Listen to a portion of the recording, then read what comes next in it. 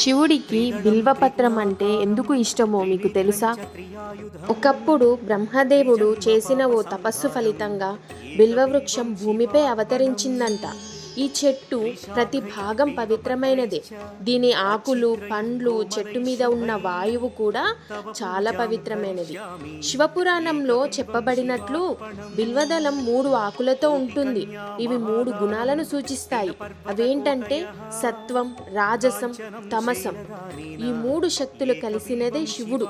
అందుకే 3 ఆకుల బిల్వదళం శివుడికి అర్పిస్తే మనం మన భూతకాల పాపాలను, కలికాల దోషాలను కడగగలదని చెప్పబడింది. శివుడు లింగ రూపంలో ఉన్నప్పుడు అభిషేక సమయంలో బిల్వపత్రాన్ని ఆయన తలపైన పెట్టి అభిషేకిస్తాము. దీన్ని తలపై ఉంచుకుంటాడు శివుడు. ఎందుకంటే ఇది తల్లి లక్ష్మీదేవి నివాసమైన వృక్షం, శుద్ధతకి ప్రతీకం. ఓం నమః శివాయ అంటూ ఈ జ్ఞానం మీ మిత్రులతో పంచుకోండి. మా ఛానల్ని సబ్స్క్రైబ్ చేయండి, లైక్ చేయండి, షేర్ చేయండి.